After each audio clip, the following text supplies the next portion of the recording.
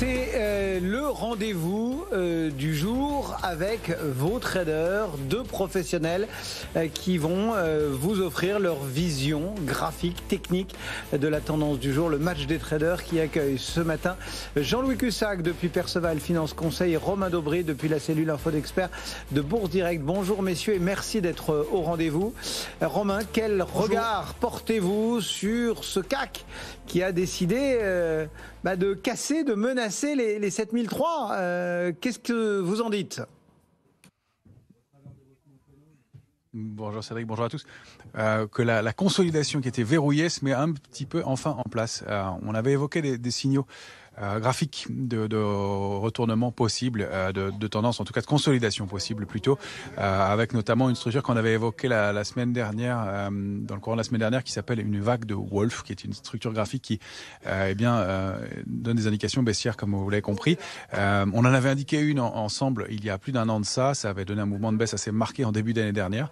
Là, elle est plus petite, rassurez-vous, mais effectivement, il y a un peu d'éléments techniques aussi qui jouent, puisqu'on vient de commencer une nouvelle échéance, celle du mois de mars sur les marchés dérivés, et on voyait qu'on n'avait plus de relais à l'échéance de vendredi dernier du mois de février, et donc des niveaux techniques sur lesquels on butait.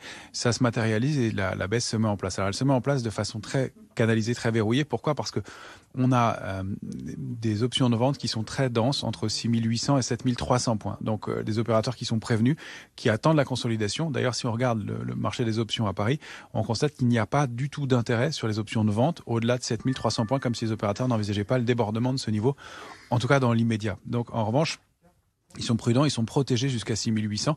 Donc si la baisse se mettait en place de façon un petit peu plus marquée, petit souci de son, de liaison sonore avec Bourse Direct. On va essayer de rétablir tout ça en comptant sur l'expression de Jean-Louis Cussac. Jean-Louis, vous nous entendez ? Oui, très bien. Et nous, on vous entend très bien aussi. Bon, on va voir ce qui se passe avec Romain et du coup, on va profiter de vos lumières. Quel regard portez-vous sur cette tendance ?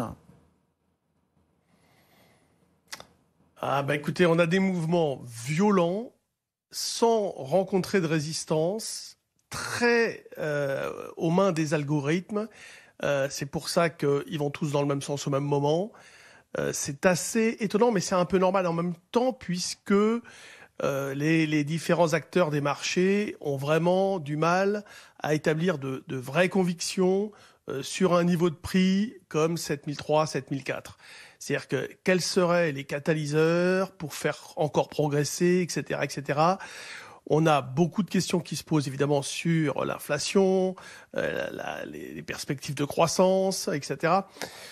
Donc c'est violent. On a perdu en fait, on a ouvert, on est monté de 0,4 dans le vide.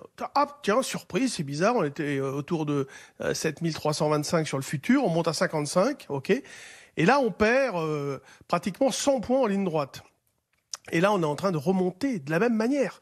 Vous savez que là, on est déjà repassé au-dessus des 7000. Enfin, le futur est à 7312, il y a 12 points de spread, donc on est revenu à 7003. C'est quand même assez incroyable. On vient de reprendre 0,8 là en quelques secondes. Enfin, en quelques minutes, on va dire. Donc voilà, regardez, NJ, c'est violent, c'est réaction aux chiffres, ça y va, ça ramasse, c'est le plus fort volume de la séance. D'ailleurs, on est à 600 millions grâce aussi à ce genre de choses. Et parallèlement, la volatilité implicite qui était redescendue à 14, on est à 16,5. Vous voyez, tout de suite, ça se tend, tout de suite, c'est la méfiance. On reste dans l'idée, si vous voulez, qu'un double top long terme, le fameux double top par rapport au plus haut de 2022, de janvier 2022, est possible. Tout plaide pour un retracement, mais c'est pas gagné. C'est pas gagné. Bon, le marché n'a pas fait de nouveau plus haut depuis jeudi, ce qui va aussi dans le sens qu'on va peut-être retracer. On a fait un plus bas sur les 3 dernières séances, plus bas que les 3 dernières séances. Ça va aussi dans ce sens-là, mais là, ça remonte déjà très vite. Non, c'est très particulier, très très particulier. On a de sacrés mouvements. Regardez Worldline, ouverture en gap à la hausse. Worldline qui annonce des chiffres pas mal. Gap à la hausse, derrière, moins 8.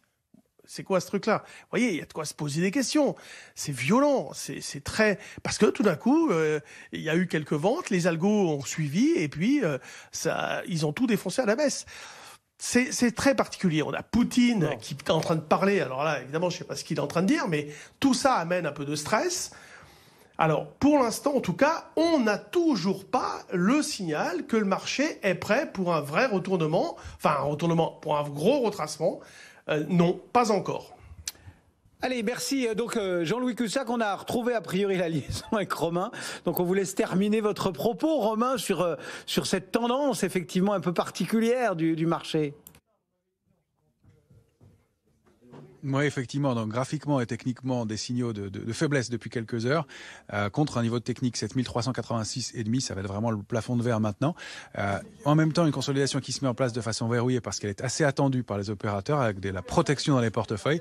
Et donc, une structure graphique qui nous donne comme cible idéale un niveau situé entre 7050 et 7068, selon le moment où elle va toucher ce niveau-là, avec des niveaux intermédiaires situés à 7249,5. On l'a bien vu, réaction forte sur ce niveau. 7217, 7131 ensuite. L'invalidation, ce serait au-delà de 7339, 7350. Premier signal de force et d'invalidation de cette consolidation. Ça se met en place aussi sur fond et bien un peu de risque de déception par rapport à l'évolution de la politique monétaire de la Fed notamment, puisqu'il y a eu des chiffres de l'inflation qui étaient un peu supérieurs au consensus la semaine dernière, des chiffres de l'emploi mensuels aussi il y a une quinzaine de jours qui étaient supérieurs au consensus. Le marché commence à douter de son optimisme quant à l'évolution de la politique monétaire. Et puis on a les minutes de la Fed mercredi, donc ça peut être intéressant, et vendredi, l'indice des prix PCE, l'indice des prix à la consommation des ménages aux États-Unis, qui est le chiffre le plus regardé par la Fed. Donc tout ça sur fond de consolidation, de nouvelles échéances techniques sur les marchés dérivés. Encore une fois, avec du cash disponible, des opérateurs qui veulent acheter sur repli. Donc, un mouvement qui peut durer un petit peu. Il y a pour moi un coup d'arrêt dans cette tendance, en tout cas à très court terme. On va voir comment ça se comporte dans les heures à venir. Sans pression baissière forte à ce stade, même pas de pression baissière, mais un niveau de consolidation qui est salutaire pour un indice qui avait beaucoup progressé, sans message fort de baisse, mais plutôt une stabilisation du marché et un petit coup d'arrêt à court terme en tout cas. Merci beaucoup à tous les deux. Donc Romain Dobré, que l'on retrouvera tout à l'heure à 11h30 pour suivre cette séance depuis la cellule info d'experts de Bourse Direct, et Jean-Louis Cussac depuis Perceval Finance Conseil. Merci à tous les deux d'avoir été au rendez-vous de ce match des traders. Le CAC 40 qui reste donc en territoire négatif et qui a cassé ce matin les 7300 points, 7287, moins 0,65% pour le CAC.